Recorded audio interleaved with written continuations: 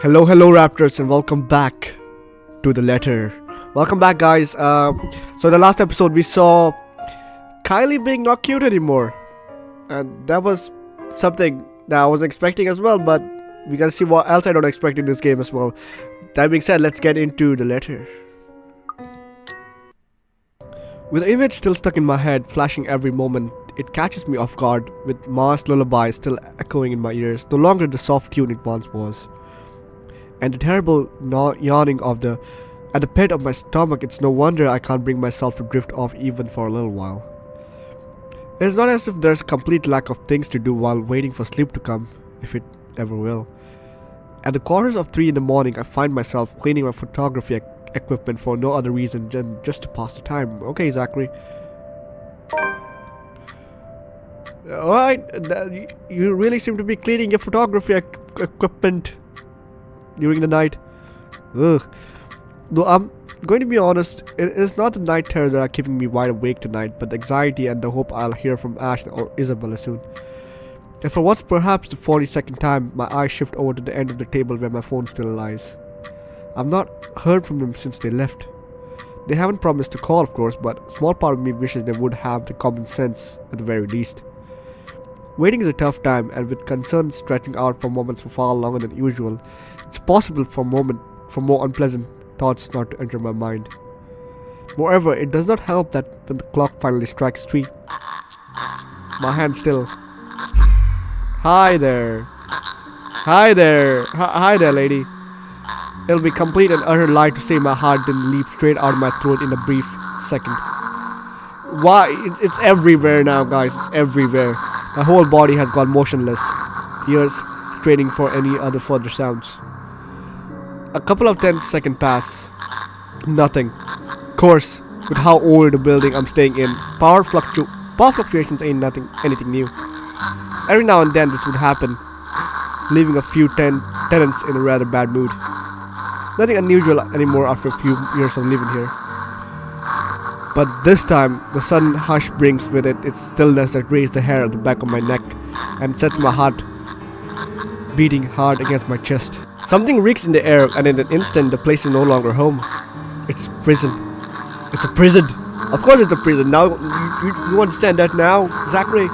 Every racial fiber in my being screams at me to leave. I force myself to swallow and keep a clear head as I lay down all my cleaning tools and begin gathering together the rest of my things scattered about on the table. The camera's body, lenses, filters, diffusers, phone, anything my hand could reach, but in the resulting panic why is it getting more spookier? My heart can't take much of this, guys. But I will go through it even if I have to. Still, I said in my previous talk videos, I'll sell my soul to the devil if I have to get through any of the games if I gotta play them, even if it's scary or not scary. Blah blah blah. Like in the nightmares, it is the scent that reaches me first, a foul, putrid smell filling my lungs with heavy stink of death. My fingers clamp tightly to the camera, holding it closer to my body, as if the tiny thing would provide enough protection to whatever is with me in the room.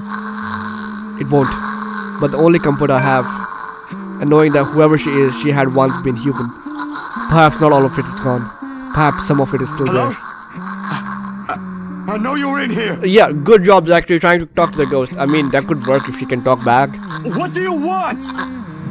Something moves behind me, a soft scuttling over the walls, followed by the squitch and painful creaking of what can only be rotten flesh and broken bones.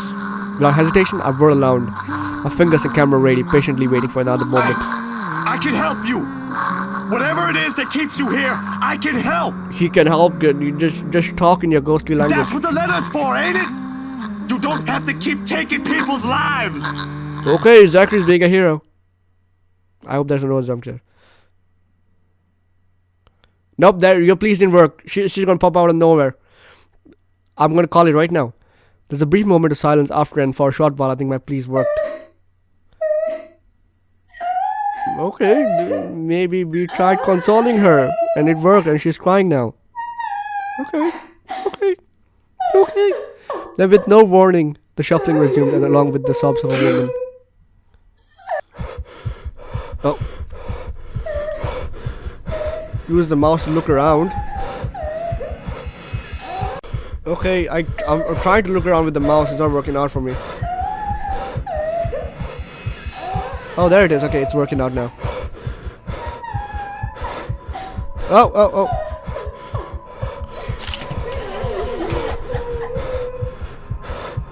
I'm trying. She's laughing and she's crying, I don't know.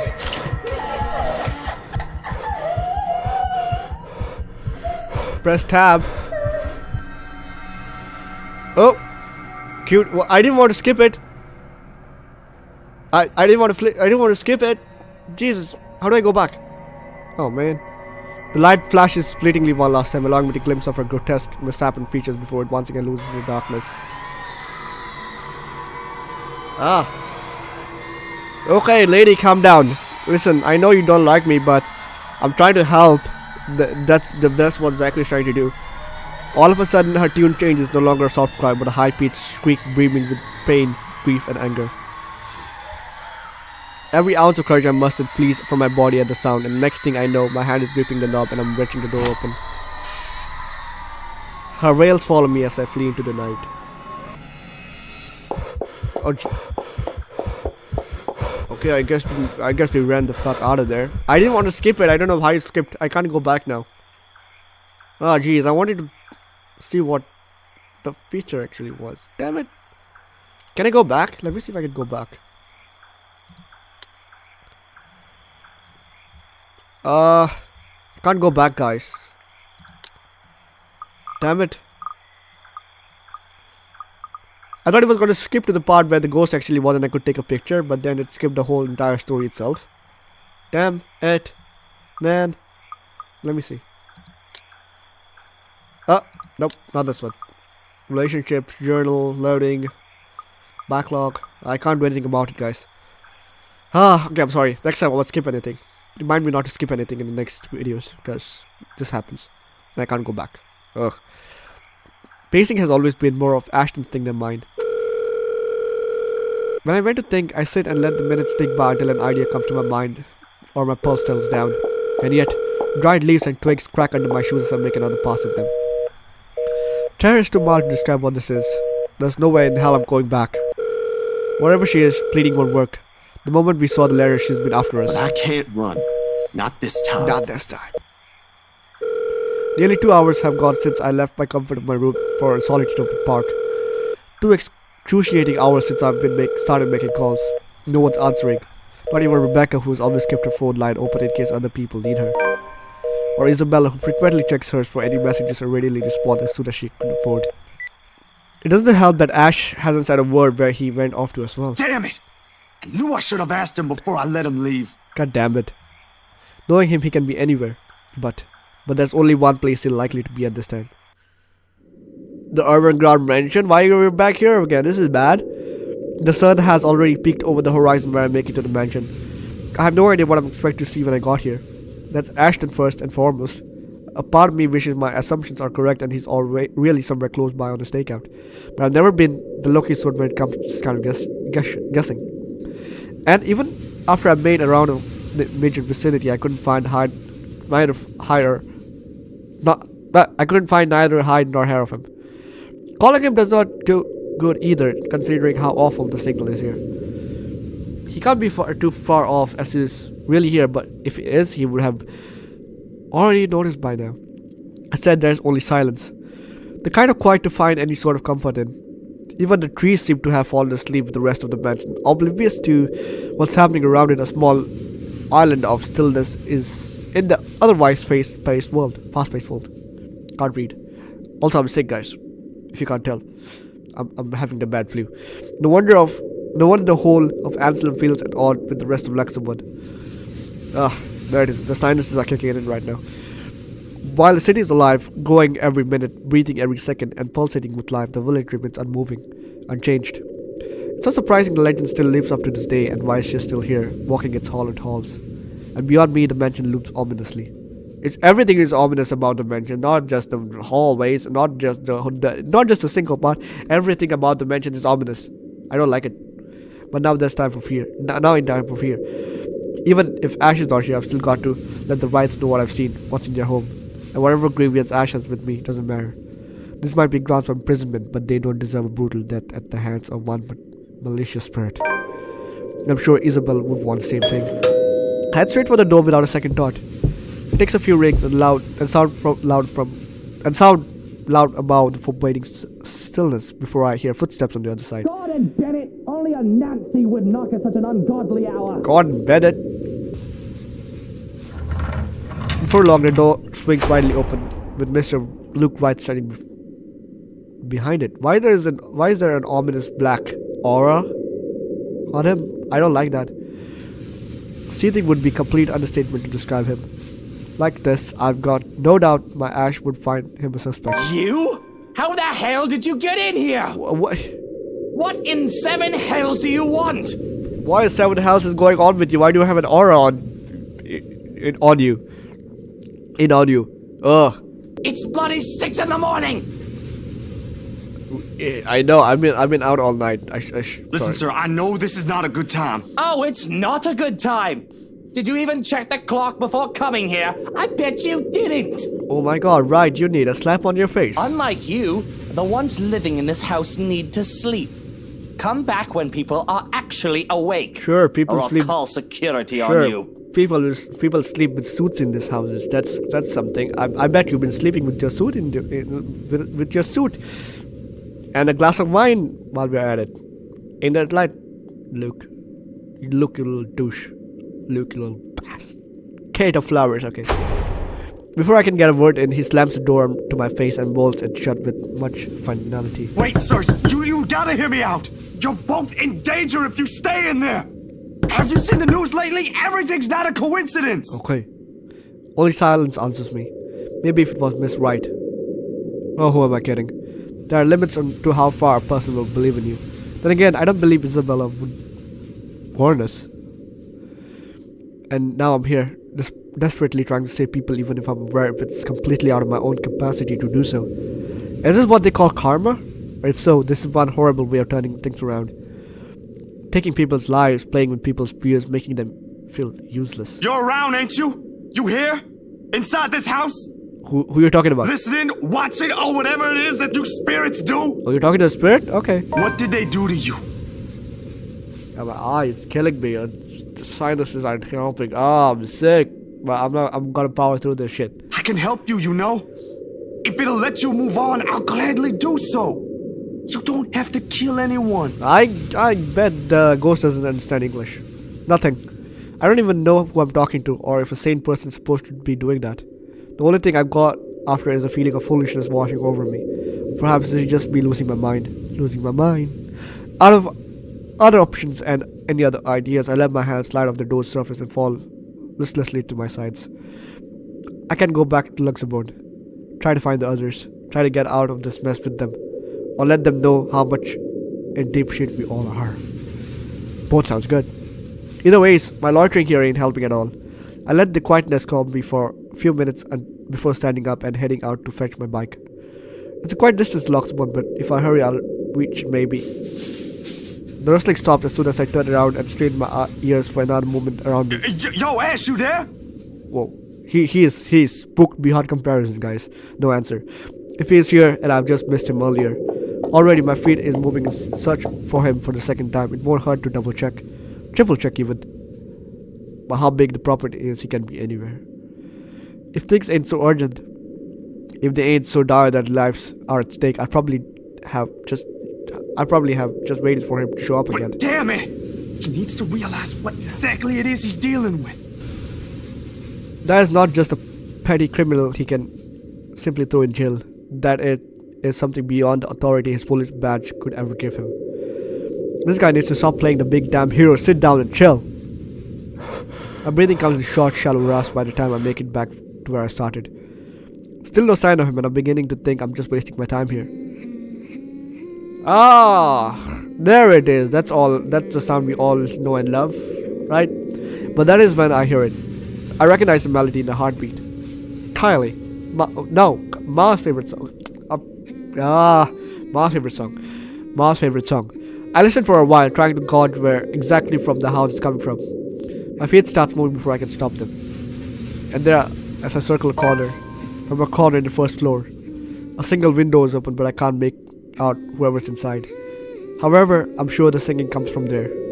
Still, why I'll hear an old tune from here, of all places I would know. It's not an obscure song by all means, but it's pretty rare to find someone who knows this. And for some reason, that seems to follow the song around. Okay, that seems to be really following the song around. My eyes won't stop tearing, guys. I'm not making this up. My eye has been possessed by the demon. Help! Someone exorcised my eye. It's killing me. My eye has been possessed. Okay, I'm good. Panic lodged itself at the base of my throat at once. Whoever's humming might be. I don't want to be the pessimist now. Stop crying in the background and wailing. Let me continue talking, please. Jesus Christ Almighty. But on the off chance that it is Mrs. White. Shit. I shouldn't just barge in there. I can't put myself in danger before I can stop anyone else. Ash would have told me so in the exact same words. Might even write me this dissertation why that is a bad idea if he ain't so lazy. Damn it, god damn it. Keep looking for Ash. Enter the open window. Someone could be in danger.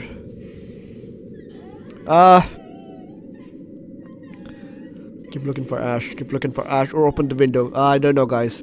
I really don't. Keep looking for Ash or open the window. Keep looking for Ash. That would be a smart idea not to enter the window all by myself. In the end, the rational part of my brain wins out.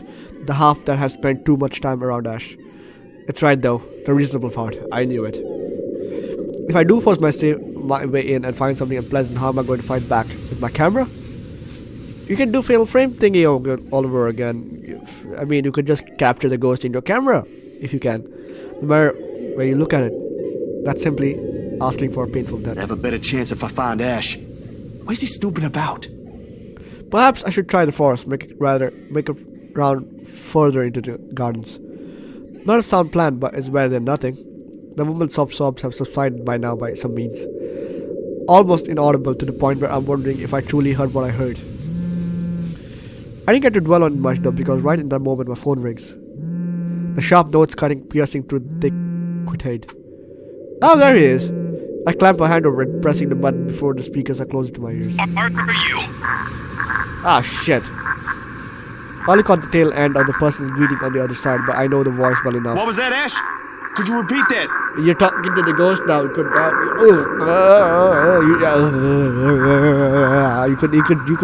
talk in that way to the ghost. Signal shitty here. That's on the signal, dude. I asked, where are you? Oh, okay. Hell, Zach, I've been calling your number for a good 20 minutes now. What kind of shithole did you get into? Good morning to you, too. I should be asking you that question. I've been looking all over the mansion for you. You're at the mansion? I thought you'd be... What mansion? Do I really need to answer that? Why are you even... No, wait. Just get your ass here at Isabella's place, and hurry. Okay. I shift my gaze into the mansion, specifically at the window I heard the cries from. There's nothing of it now, not even echoes. How urgent is this? Pressing enough for you to stop asking questions and get yourself here. Okay. Please, Zach. Okay, this seems to be really, really getting intense. This gives me a pause. It's a rare thing for him to take on that tone. I'll be there in a few. An hour or two, tops. Alright. Thanks. I'll see you. Ciao ciao. I rush back to my bike as soon as the phone call ends. Without another look, I leave the mansion along with its haunting melodies and grim echoes behind. There are more important things than my own curiosity and impulses. Okay. Marianne. Oh! Oh, okay, so it's a different arc now. Alright. It's a different arc. We have reached into a different arc. Let me see what this Marianne character is and I'll probably stop the episode there. The numbers are so little on the top of my screen and they glare at me with such intensity that I can just hear... Oh, Marianne! She's the house mansion decorator or something like that. I don't remember who she is. Okay. I'm late for a night out with the girls, yes, but I have perfectly good excuse. Jeez. Considering I didn't follow typical office hours and they really don't expect me to be able to just go as I please at 5:30 and dot. The client is first and foremost my priority. I have to sit tight when my personal assistant Chris tells me we have a big one coming up and that I shouldn't miss this one. He knows a lot more on the who's and what when it comes to these socialities, and I trust that the judgment calls. I really don't have time for rich people, their drama and their politics. These sorts who were born with silver spoons in their mouth and who are used to wagging their silver tongues about. I let him handle the negotiation with them for the most part. Why else would I have hired him? But he told me I received a message about it an hour ago. Now, if only he has the full shilling when it comes to the time. Okay then, there she is, that's Marianne. My eye won't stop tearing. God, do this. Okay. Now that we know who Marianne is, I'm probably gonna stop the episode there. So thank you all for so much for watching the episode. And we're gonna see what happens in Marianne's arc in the next episode. That being said, thank you all for the love and support. Make sure to hit that like button and subscribe to my channel. Peace.